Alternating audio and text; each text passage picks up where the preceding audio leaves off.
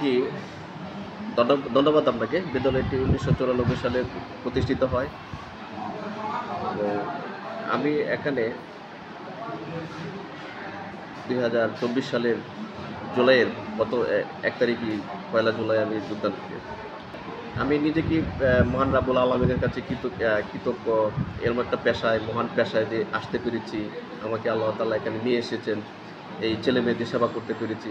এখানে সকল ধরনের ছাত্রছাত্রী আমরা পাই। এ অনেকে আছেন টাকার জন্য লেখাপড়া করতে পারে না।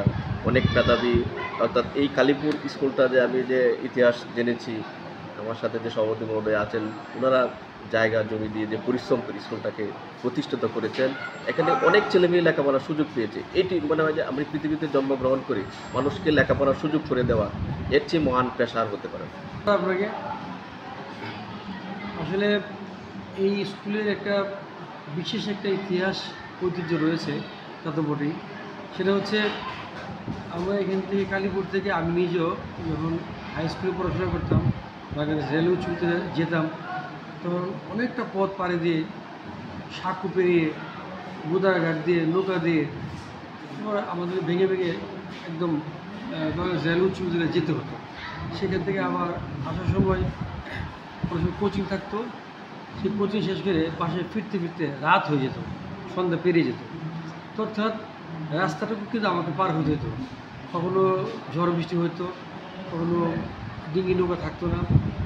তখন কালীপুর এবং চণ্ডীগড়ের মাঝখানে দুটা সাঁকো ছিল না, ব্রিজ ছিল না।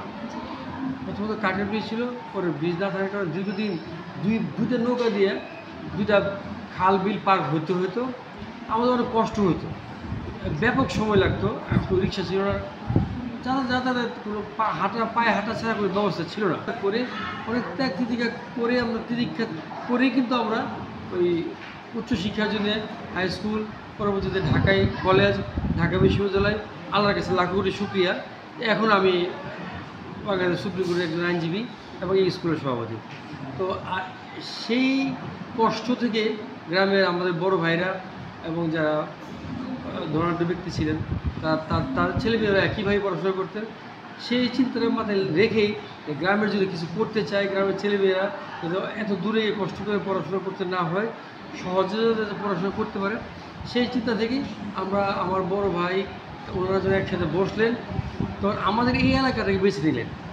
আমি জানি না কেন এই এলাকা বেছে নিলেন, হয়তো গ্রামের মধ্যবর্তী স্থল, হয়তো সেই কারণে। সেই ক্ষেত্রে আমরা প্রথমেই কালীপুর হাই স্কুল রোডটা আমার বড় ভাই হাজী রফিকুল ইসলাম মহিলা কলেজের যে প্রতিষ্ঠাতা হাজী রফিকুল ইসলাম সাহেব, উনি আমার বড় ভাই। ওনার উদ্যোগে তৎকালীন এমপি ছিলেন আমাদের ডাক্তার,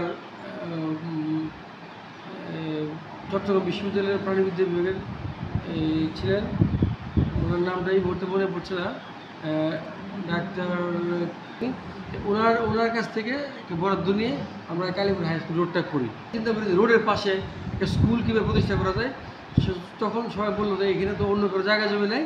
আমার ভাইদেরকে ধরলো যে আপনাকে জায়গা সব কিছু দেন, আমরা এখানে স্কুল করতে চাই। গ্রামের সকলের আবদার, গ্রামের ছেলেমেয়েরা পড়াশোনা করবে, ভবিষ্যৎ কেরিয়ারের লক্ষ্যে আমার ভাই, আমার আপু, আমার চাচারা সবাই রাজি হলেন এখানে জমি জমা দেওয়ার জন্য। খুশি ওরা। বন্যার ঢেউ, পানি ভেঙে তো একটা টিনের ঘর, এই একটা ঢেউ লাগতো। আর কচুরিপাড়া গিয়ে স্কুলের রুমে পরিবেশ পরিস্থিতির মধ্যে স্কুল দাঁড়িয়েছিল।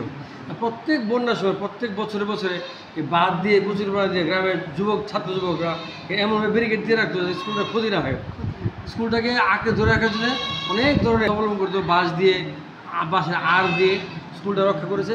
ধাপে ধাপে স্কুলটা বিভিন্ন পর্যায়ে সহযোগিতায় এবং সকলের সমন্বিত চেষ্টায় গ্রামের মধ্যে শুরু করে সকল শ্রেণী পেশার মানুষ, শিক্ষিত অশিক্ষিত সবাই একটা জিনিস বুঝতে পেরেছিল যে আমাদের গ্রামের শিক্ষার হার বাড়াতে হলে স্কুলের প্রয়োজনীয়তা রয়েছে, দিতে হবে। ধন্যবাদ। আসলে 2025 সালের যে ফলাফলের কথা বলছেন, সারা বাংলাদেশে আমাদের একটা ফলাফল বিপর্যয় হয়েছে। সেই সাথে আমাদের কালীপুর হাই স্কুলেও একটা বিপর্যয়ের মতনই হয়েছে। আমাদের এই বিদ্যালয় থেকে প্রায় আমাদের বিদ্যালয় থেকে 100 জন পরীক্ষার্থী অংশগ্রহণ করে, এর মধ্যে 38 জন পরীক্ষা কৃতকার্য হয়।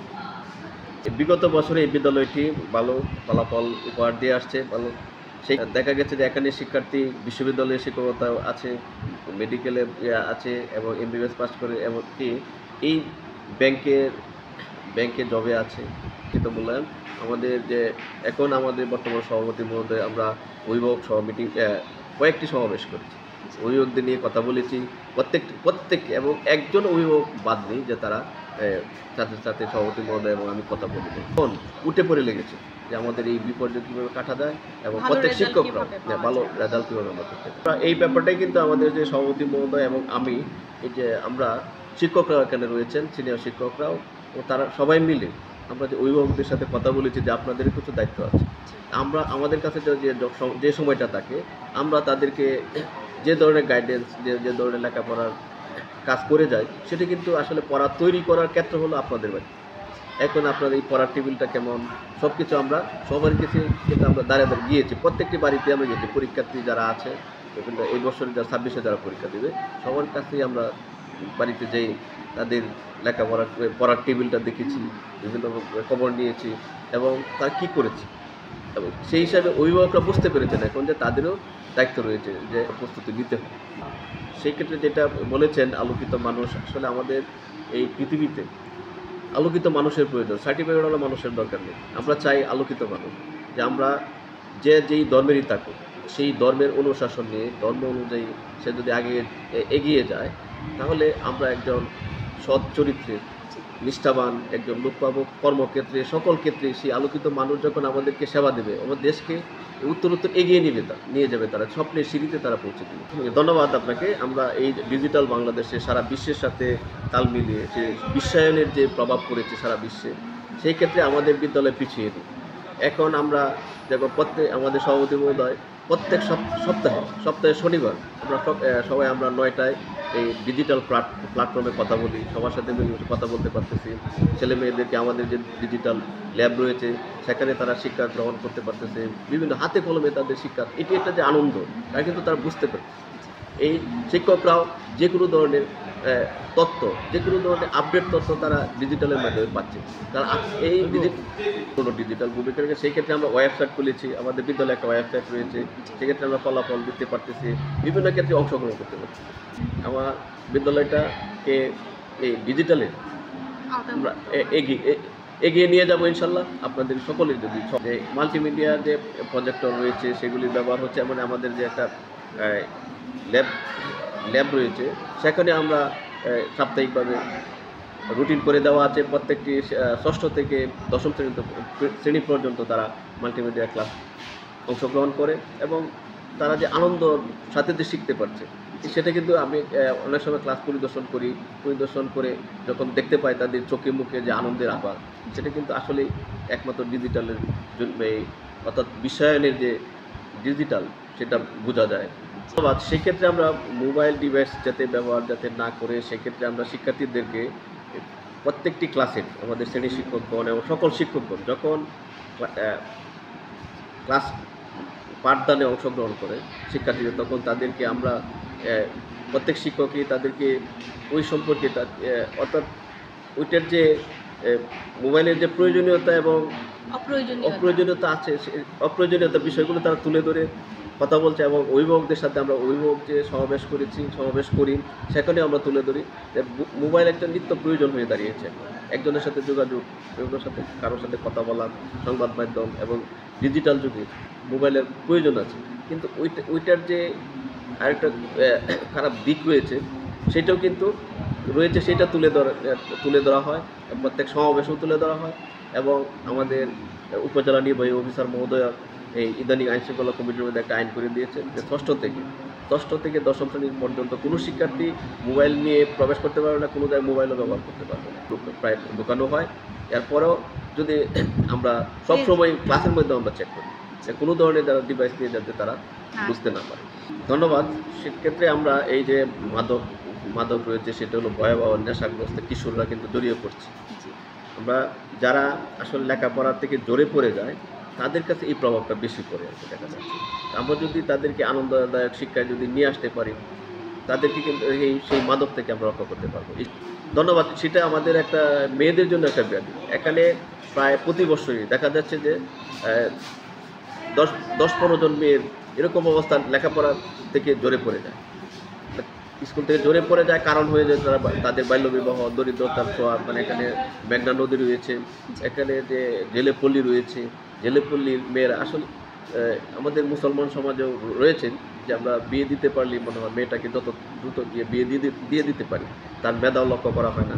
সেজন্য আমার ক্ষেত্রে আমি তাদেরকে কঠোরভাবে হুঁশিয়ারি দিই যে বাল্য বিবাহ করলে কখনোই আমরা যে অভিভাবকদের সাথে এনে কথা বলি যে কখনোই ছেলেমেয়েদেরকে জানানো হয়েছে যে যদি কোনো ধরনের যদি বাল্যবিবাহ তোমাদেরকে জোরপূর্বক বিয়ে দিতে চায় তাহলে আমাকে অবগত করবে।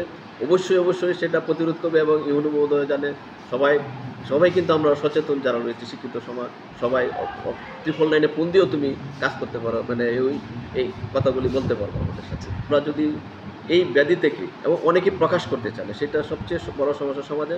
তারা বিয়ে দিয়েও প্রকাশ করে না, লুকিয়ে বিয়ে দিয়ে ফেলে। তখন সেটা প্রতিরোধ করা খুবই কঠিন হয়ে পড়ে। দেখা যায় বর পক্ষও কিছু বলে না, আর মেয়ের যে বাবার পক্ষে যে মেয়ের পক্ষ, তারা কনের পক্ষ কিছুই বলে না। মনে হয় অর্থাৎ দুজনের রাজি, মেয়েও রাজি থাকে।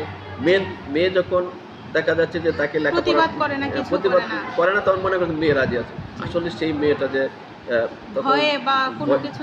বুঝতে পারে যে আমি তো লেখাপড়ার খরচ পাবো, কোথা থেকে পড়বো। একজন এই যে আমি যদি এই লেখাপড়া করতে চাই, আমি যদি আমাকে বহু দূর এগিয়ে যেতে হবে, কাজ করলে হয়তো বাল্য এই প্রতিরোধ করতে পারবো। কালী হাই স্কুলের পক্ষ থেকে আপনার ধন্যবাদ জানাচ্ছি।